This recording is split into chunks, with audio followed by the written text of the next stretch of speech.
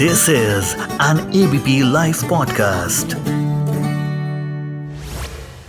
हाथरस में एक हादसा हुआ और करीबन 125 से थोड़े ऊपर लोगों की जान भी चली गई। अभी तक उस भगदड़ का सही उसमें जो जनहानि हुई है उसका अनुमान नहीं लगा है। एफआईआर को लेकर विवाद शुरू हो गया है और इस तरह के जितने आयोजन हैं उसमें यह एकमात्र आखिरी कड़ी है या नहीं हमें नहीं पता, लेकिन एक कड़ी मात्र है, क्योंकि इसके पहले एक बार साड़ी वितरण के कार्यक्रम में ऐसा ही हुआ है। कई बार हम मंदिरों में भगदड़ देखते हैं, कई बार जैसे कहीं भी और भीड़ जमा हो रही है तो वहां भी भगदड़ देख लेते हैं। इन सब का कारण क्या है, क्यों नहीं इन पर लगाम कसती है, इस पूरे मुद्दे पर बात करूंगा। मैं हूं व्यालोक और मैं बात करूंगा प्रोफेसर संतोष कुमार जी से। कई सारे उच्च पदों पर रहे हैं, डिजास्टर मैनेजमेंट के विशेषज्ञ हैं। सर, बहुत बहुत स्वागत है आपका। जी नमस्कार, thank you so much. Hathras के बारे में सर आपको सारा कुछ पता ही होगा। लंबी श्रृंखला में बस एक कड़ी मात्र, आगे कभी इसके रुकने की उम्मीद है या नहीं, और क्यों आखिर ऐसे तमाम हादसे हो जाते हैं, तमाम प्रशासन के होते हुए, कानून के होते हुए, विधि व्यवस्था के होते हुए। देखिए, ये एक हमारे देश में जिस तरह से हमारी आबादी है, तो कहीं भी इस तरह की जो मास कॉन्ग्रीगेशन होगी तो उसके लिए अब हम एक इस तरह के जो हादसाएं हो रही हैं उसमें ये देखा जा रहा है कि हमने गौर नहीं किया है कि जितने भी चाहे इंक्वायरी कमीशन बैठती है या उसकी जो संस्तुतियां होती हैं उसको किस तरह से हम सिविल एडमिनिस्ट्रेशन में लाते हैं। 2-3 तरह की एक्टिविटी को आप देखें तो मंदिरों में, मस्जिद में, गिरजाघरों में, इन स्थानों पे 1-2 धार्मिक स्थल है, वहाँ की क्राउड एक तरह की क्राउड होती है। दूसरी हमारे यहाँ पॉलिटिकल रैलीज भी होती हैं, वहाँ के एक दूसरे तरह की क्राउड होती है। तीसरा जो क्राउड हमारा जो होता है वो ज्यादातर जो हमारे क्रिकेट मैच और इस तरह के किसी तरह आयोजन में होता है। तो मूल रूप से जो हाथरस का मामला, पहले तो ये बड़ा ही गंभीर एक स्थिति बनी और मुझे बड़ा दुख हुआ इसको देख के, कितने लोगों की जान बेवजह चली गई। तो हमारी संवेदना है उन परिवार के प्रति, लेकिन मूल रूप से ये है कि क्या ये अंतिम है, भारतवर्ष में ऐसी चीजें फिर से पुनरावृत्ति नहीं होगी या इसकी पुनरावृत्ति की फिर संभावना बनती है। तो ये मूल प्रश्न है। मूल रूप से देखा जाए जो इस तरह के आयोजन में वॉलंटियर बेस्ड परिस्थिति बनती है, जहाँ पे लाखों लोग जमा होते हैं, उनको खुद को पता नहीं होता है कि हमारे पास कितने लोग आएंगे, हमारे पास 100 का आना है, 1000 का आना है या लाखों का जुटना है।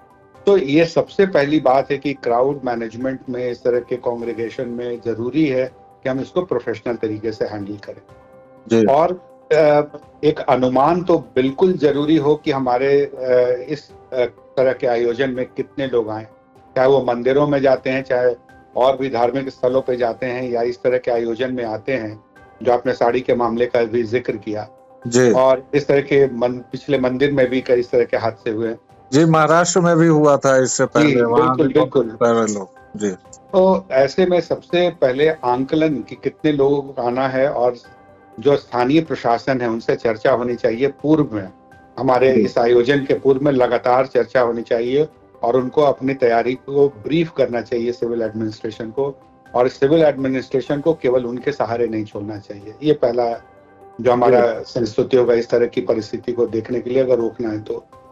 दूसरी जो सबसे महत्वपूर्ण बात है कि जितने भी पुरानी इंक्वायरीज हुई हैं उनमें संस्तुतियों को एग्जीक्यूट करें, उसमें क्या संस्तुतियां रही हैं उसका एग्जीक्यूशन बहुत जरूरी है। और जो वहां पे इस तरह के क्राउड को जो वॉलंटियर मेंटेन करते हैं, ये तीसरी जो बात मैं कह रहा हूँ कि जो वॉलंटियर बेस्ड है, जो उन्होंने कहा बहुत सारे 18,000 वॉलंटियर्स थे, तो क्या वॉलंटियर्स को पूर्व रूप से प्रशिक्षण था इस तरह के क्राउड कंट्रोल को? 10,000 आदमी आते तो उनको कैसे खड़ा करना है, क्या लाइन सिस्टम होनी चाहिए, या इकट्ठा कितने कितने ब्लॉक पे बनाना चाहिए कि एक ब्लॉक में 10,000 या 5,000 लोग से ज्यादा नहीं हो, फिर दूसरा ब्लॉक हो, फिर तीसरा ब्लॉक हो। लेकिन ये कोई ब्लॉक नहीं और एक ही साथ सारे क्राउड को आप सभी चाहते हैं बाबा के चरण छुएं या प्रभु के चरण छुएं, है ना? सबकी लालसा यही रहती है जो क्राउड में है कि एक साक्षात दर्शन हो। तो इस दर्शन की लालसा में क्राउड तो बेकाबू हो ही जाता है और उसमें एक गिर जाते हैं या कोई गिर जाता है। आप देखें महिलाएं और बच्चे जो सबसे ज्यादा वल्नरेबल थी, इसमें डेथ हुई है जी।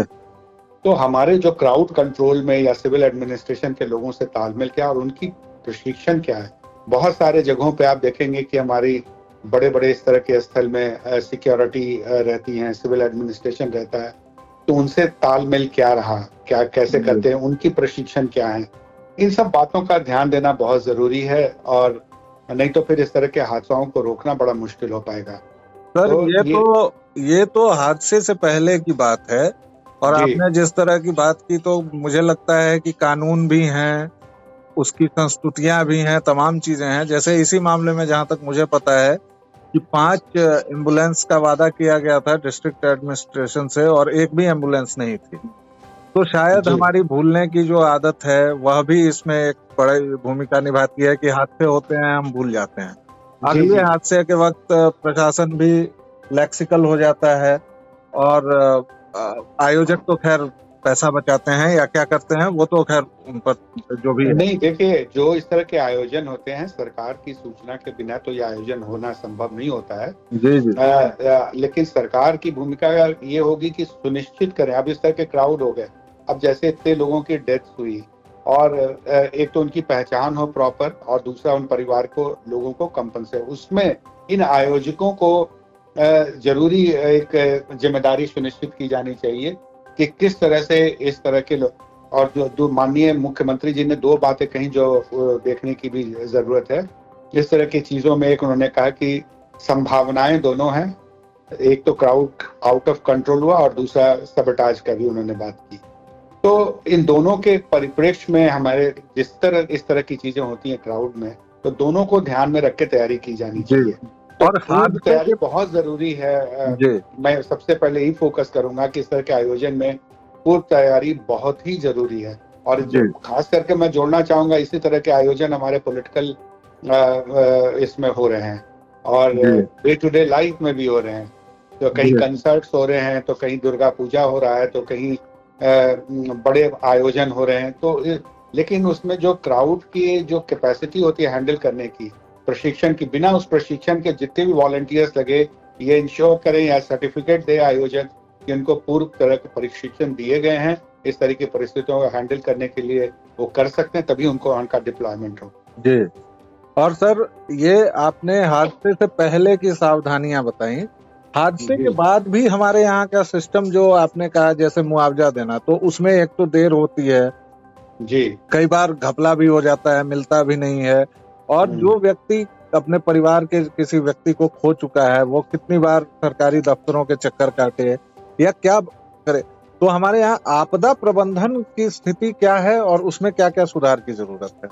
देखिए, आपदा प्रबंधन में जितने भी हमारे जो 2005 का एक्ट हमारे यहाँ बना है, उस एक्ट में सारे चीज का प्रोविजन है, और उसमें जो हमेशा साल दर साल सरकार उसको रिव्यू भी करती है, और उसको अपडेट भी करते रहती है, और जो भी जरूरी मानक हैं उसको इनकॉर्पोरेट भी करती हैं।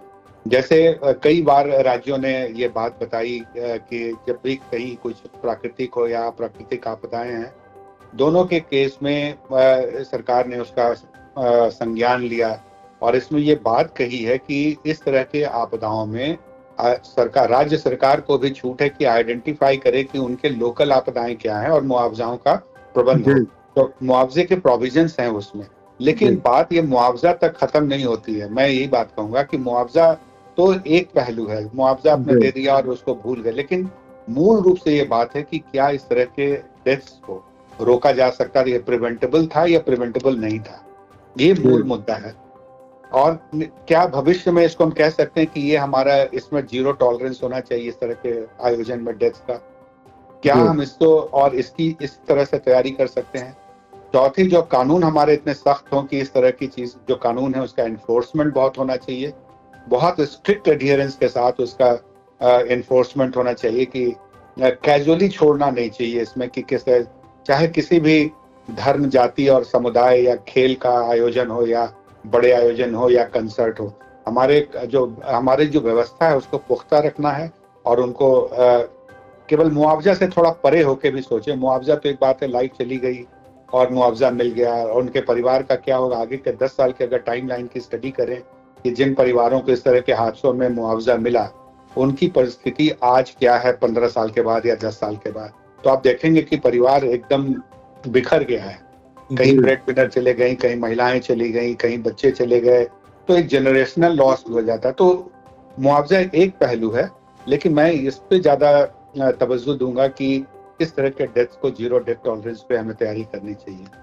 जी, बहुत बहुत धन्यवाद सर। आपने विस्तार से हमें बताया कि किस तरह हादसों को रोका जा सकता है और हादसों के बाद क्या करना चाहिए। अगर 1 मिनट की कोई जाते जाते कोई टिप्पणी आप करना चाहें तो स्वागत है। जी, बस मैं यही करूंगा कि जो क्राउड भी हमारे जाते हैं ना, जो बड़े बड़े इस तरह के आयोजन में, उनको भी पूर्व प्रशिक्षण होना चाहिए रजिस्ट्रेशन के टाइम में, कि उनके क्राउड के उस तरह के में बिहेवियर क्या होना चाहिए। जी, उनको मिलना चाहिए कि आप जिस तरह के आयोजन में जा रहे हैं उसमें आपकी अपनी जो व्यक्तिगत बिहेवियर होगा वो इस तरह के होने चाहिए। उसके डूज एंड डोंट्स ये हैं। अगर आप जी, पॉलिटिकल रैली में जा रहे हैं तो आपके डूज एंड डोंट्स ये हैं। धार्मिक इसमें जा रहे हैं तो उसके डूज एंड डोंट्स अलग हैं। स्पोर्ट्स के इवेंट में जा रहे हैं तो डूज एंड डोंट्स, ये रजिस्ट्रेशन के टाइम में भी हमें इंश्योर करना होगा। जी, बहुत बहुत धन्यवाद sir. Thank you so much, शुक्रिया।